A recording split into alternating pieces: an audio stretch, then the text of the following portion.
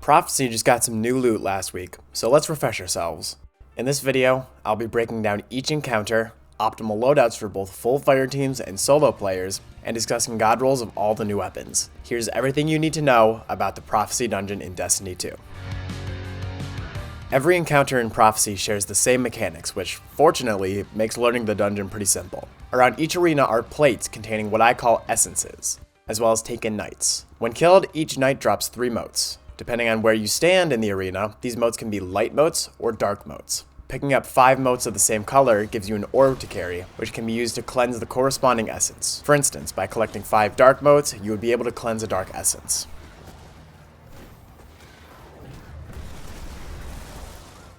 Now that the basic mechanics are out of the way, let's go encounter by encounter, starting with Phalanx Echo. This is the first boss fight of the dungeon, and a fairly easy one at that. Loot from this encounter includes Relentless, a new strand pulse rifle, and Prosecutor, an arc auto rifle. Relentless has some interesting rolls, but nothing I'm too crazy about personally. For PvP, I would recommend Keep Away and Head Seeker, and for PvE, I would recommend Rapid Hit and Hatchling. Prosecutor, on the other hand, has had a few really neat combos. Dragonfly and Volt Shot seems to be everyone's chase for PvE, but I'm looking for one with Zen Moment and Target Lock to bring into the Crucible. Like I said, Phalanx Echo is a pretty easy fight, which makes it a great farming encounter if you're looking for either of those weapons. When the encounter starts, 4 essences will spawn. The first wave of these will always be 2 dark and 2 light essences, but if you take more than one phase to defeat the boss and have to start over, it could be more random. Cleansing the essences will bring the boss's shield down and allow you to do damage. The Phalanx has a pretty tiny amount of health, and you get a generous amount of time to damage him in the first place, so achieving a 1 phase is pretty easy. For that reason, most loadout combinations will work just fine. In a full fire team, I prefer running rockets and burst damage supers. Rockets have such good damage output that it's hard to not run them, but I can see an argument being made for grenade launchers with their recent buffs. In a solo setting, you have a few options. Hunters have a pretty easy 1 phase on this boss with Arc Strider. I use Liar's Handshake, a 1-2 punch shotgun, and Tractor Cannon. Solar Titan is also viable thanks to their excellent survivability and huge damage potential with Pyro Gale. For Warlocks, Solar Grenade Spam with some bracers is probably your best bet, but I also really enjoy Nova Bomb with Nezarec Sin. Obviously, solo farming isn't the most efficient option at any given moment, but if you're going for a solo clear, these builds can get the job done.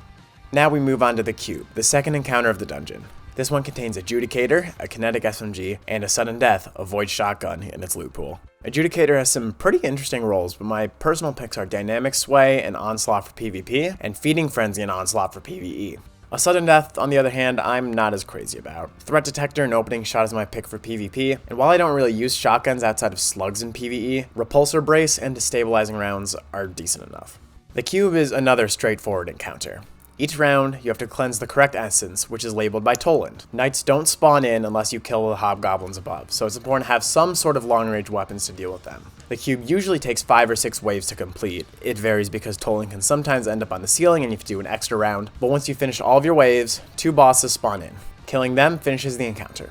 Ad clear and survival loadouts thrive in the cube. Wither Horde is an amazing weapon in this loadout, but snipers and scout rifles are strong as well. I usually rely on solar subclasses for this fight thanks to their easy healing access, but whatever loadout works best for you will probably be fine. Finally, to wrap up the dungeon, is the fight against Kel Echo. Loot from this encounter includes Judgment, a stasis hand cannon, and Darkest Before, a solar pulse rifle. Judgment is not my favorite hand cannon ever, but it has some good rolls nonetheless. For PvP, I would choose Headstone and Eye of the Storm, while I would choose Headstone and Adrenaline Junkie for PvE. As for Darkest Before, another weapon I'm not incredibly fond of, the rolls are not so enticing. For PvP, I'd go with Elemental Capacitor and Head Seeker, while I'm going with Attrition Orbs and Incandescent for PvE. Kel Echo is the most complicated encounter of the 3 in Prophecy. However, this does not mean it is complicated. There are 3 essences around the arena. Cleanse them to start the damage phase. During the damage phase, you'll receive a stacking debuff called Dark Entropy if you're too far away from the boss. If Dark Entropy hits 10 stacks, you'll die, so make sure you're keeping up with the boss as it moves through the arena. Rocket launchers and linear fusion rifles are both good picks for Kel Echo. Rockets put out better damage, but linears are a safer option due to the lack of explosions. Burst supers are also good here, with Nighthawk being the strongest contender. Getting a 1 phase on this boss is pretty feasible with a bit of coordination. Once again, I don't recommend farming this encounter solo.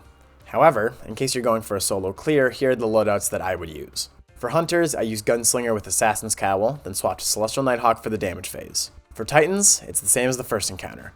Solar Titan on either Lorelei Splendor or Precious Scars, with a swap to Pyro Gale when it's time for damage. Warlocks want to run Sunbracers, as there are plenty of hobgoblins around the boss arena to proc your grenade spam off of. And that's really all there is to it. Happy farming!